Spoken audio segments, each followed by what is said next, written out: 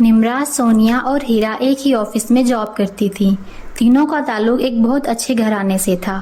ایک ہی آفس میں کام کرتے ہوئے کافی سال گزر گئے تھے، جس کی وجہ سے ان کی دوستی کافی گہری ہو گئی تھی۔ وہ تینوں ہر سال کہیں نہ کہیں گھومنے کا پلان بناتی رہتی تھی۔ اس سال بھی وہ کسی اچھی جگہ کی تلاش میں تھی جہاں اپنی چھٹیاں گزار سکیں۔ نمرا اور سونیا یہ کام ہیرا کے ذمے لگا دیتی ہیں۔ ہیرا کو بچپن سے ہی خوفناک جگہ دیکھنے کا بہت شوق تھا۔ وہ خوفناک کہانیاں بھی بہت شوق سے پڑھتی تھی۔ اس بار وہ کسی ایسی جگہ کی تلاش میں تھی جیسی وہ کہانیاں پڑھا کرتی تھی۔ 3 دن کی محنت کے بعد آخرکار وہ ایسی جگہ ڈھونڈنے میں کامیاب ہو جاتی ہے۔ وہ نمرا اور سونیا کو اس کے بارے میں بتانے کے لیے بہت پرجوش تھی۔ آفس پہنچتے ہی اس نے نمرا اور سونیا کو بتایا کہ ایک بہت ہی مزے کی جگہ مل گئی ہے۔ یہ سن کر وہ دونوں بہت خوش ہوتی ہیں اور بریک ٹائم کا انتظار کرنے لگتی ہیں۔ جیسے ہی بریک ہوئی وہ تینوں کینٹین کی طرف چلی جاتی ہیں۔ نمرا ہیرا سے کہتی ہے، چلو جلدی جلدی بتاؤ کیا ڈھونڈا ہے تم نے؟ ہیرا بیگ سے اپنا موبائل نکال کر ان کو ایک تصویر دکھاتی ہے۔ وہ تصویر دیکھتے ہی نمرا اور سونیا کے چہرے کا رنگ اڑ جاتا ہے۔ وہ غصے سے ہیرا کی طرف دیکھتی ہیں۔ ہیرا کہتی ہے، کیا ہوا، ایسے کیوں دیکھ رہی ہو؟ اس جگہ پر بہت ایڈونچر کرنے میں مزہ آئے گا۔ سونیا کہتی ہے، تم پاگل تو نہیں ہو گئی ہو؟ یہ ایک خوفناک حویلی ہے۔ آئے دن کسی نہ کسی کے مرنے کی خبر آتی رہتی ہے۔ جو بھی اس حویلی میں گیا ہے وہ کبھی بھی واپس نہیں آیا۔ تم کیا چاہتی ہو، یہ ہماری زندگی کا آخری پلان ہو؟ ہیرا ان سے کہتی ہے، تم لوگوں کو ڈرنے کی بالکل بھی ضرورت نہیں ہے۔ یہ نیوز والے تو ریٹنگ کے لیے کچھ بھی بولتے رہتے ہیں۔ میں نے پوری ریسرچ کی ہے۔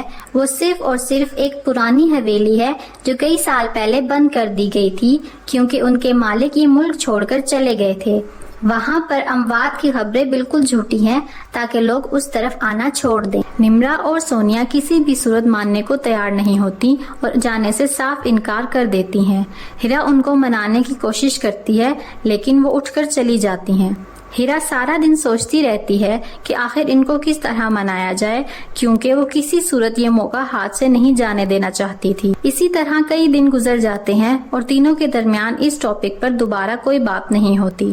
ایک دن تینوں بیٹھ کر لنچ کر رہی ہوتی ہیں جب ہیرا ان سے کہتی ہے، تم لوگوں نے پھر کیا سوچا ہے؟ تم لوگ اتنا اچھا موقع ہاتھ سے کیسے جانے دے سکتی ہو؟ دیکھو میرا یقین کرو، ویسا کچھ بھی نہیں ہے جیسا تم دونوں سوچ رہی ہو۔ ہم ایک کام کریں گے، اپنے ساتھ ایک کیمرہ لے کر جائیں گے اور ہر چیز ریکارڈ کر لیں گے۔ واپس آ کر وہ ویڈیو پبلک کر دیں گے تاکہ ساری دنیا کو پتہ چل جائے کہ وہاں کچھ بھی خوفناک نہیں ہے۔ ہیرا کی باتیں نمرا اور سونیا کے دل پر لگتی ہیں۔ وہ بالآخر مان جاتی ہیں اور جانے کی تیاریاں کرنے لگتی ہیں۔ ہیرا ویسے خوش تو بہت تھی مگر اندر سے وہ بھی ڈری ہوئی تھی۔ 2 دنوں بعد ان کا سفر شروع ہو جاتا ہے۔ 3 گھنٹے کے سفر کے بعد وہ اپنی منزل پر پہنچ جاتی ہیں۔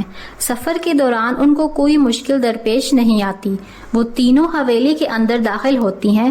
ہر طرف خاموشی ہوتی ہے۔ نمرا اور سونیا پہلے ہی بہت ڈری ہوئی ہوتی ہیں، اس لیے ہیرا آگے بڑھ کر ان کے لیے دروازہ کھولتی ہے اور اندر داخل ہو جاتی ہے۔ جیسے ہی وہ اندر داخل ہوتی ہے، سامنے صوفے پر ایک لڑکی بیٹھی ہوئی ہوتی ہے۔ نمرا اور سونیا اسے دیکھ کر ڈر جاتی ہیں۔ ہیرا ان کو حوصلہ دیتی ہے اور آگے بڑھ کر اس لڑکی سے پوچھتی ہے، تم کون ہو اور یہاں کیا کر رہی ہو؟ ہم نے تو سنا تھا کہ اس حویلی میں کوئی بھی نہیں رہتا۔ وہ لڑکی جواب دیتی ہے، تم نے بالکل ٹھیک سنا تھا، یہاں پر واقعی کوئی نہیں رہتا۔ میں تو صرف اس حویلی کی دیکھ بھال کرنے آ جاتی ہوں اور کبھی کبھار یہاں کوئی مہمان آ جائے تو اس کو دیکھنا میری ذمہ داری ہوتی ہے۔ تم لوگوں کے آنے کے بارے میں سنا تو میں فوراً یہاں آ گئی۔ یہ سب سن کر ان تینوں کی جان میں جان آتی ہے۔ وہ لڑکی ان تینوں کو بٹھا کر ان کے لیے کھانا لینے چلی جاتی ہے۔ تھوڑی ہی دیر بعد وہ کھانا لے کر آتی ہے اور ٹیبل پر لگانا شروع کرتی ہے۔ تینوں دوستیں اپنی باتوں میں گم ہوتی ہیں کہ اچانک نمرا کی نظر اس لڑکی کے پیروں پر پڑتی ہے اور اس کے منہ سے چیخ نکل جاتی ہے۔ نمرا کی چیخ سن کر ہیرا اور سونیا بھی اسی طرف دیکھتی ہیں۔ وہ دونوں بھی خوف کے مارے کانپنے لگ جاتی ہیں۔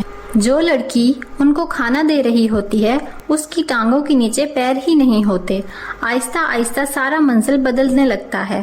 اس لڑکی کا چہرہ سیاہ ہونا شروع ہو جاتا ہے اور اس کے منہ سے خون باہر آنے لگتا ہے۔ وہ دیکھتے ہی دیکھتے ایک چڑیل بن جاتی ہے۔ وہ چڑیل ان تینوں سے کہتی ہے، تم لوگوں نے خود اپنی موت کو آواز دی ہے۔ عرصہ ہو گیا تھا لوگوں نے اس طرف آنا چھوڑ دیا تھا اور مجھے انسانی خون سے محروم کر دیا تھا۔ آج تم لوگوں کے خون سے میری پیاس بجھ جائے گی۔ یہ کہہ کر وہ ان تینوں کی طرف بڑھتی ہے۔ ہیرا کے ہاتھ میں جو کیمرہ ہوتا ہے وہ اس چڑیل کے سر پر مار دیتی ہے۔ وہ چڑیل غصے سے ہیرا کی طرف مڑتی ہے۔ جیسے ہی وہ ہیرا کی طرف مڑتی ہے، سونیا اپنے لائٹر سے اس کے کپڑوں کو آگ لگا دیتی ہے۔ دیکھتے ہی دیکھتے آگ اس چڑیل کو اپنی لپیٹ میں لے لیتی ہے۔ اس کی چیخوں سے پوری حویلی گونج رہی ہوتی ہے۔ تینوں دوستیں فوراً وہاں سے اپنی گاڑی کی طرف بھاگ جاتی ہیں۔ ہیرا کیمرہ اٹھانا نہیں بھولتی۔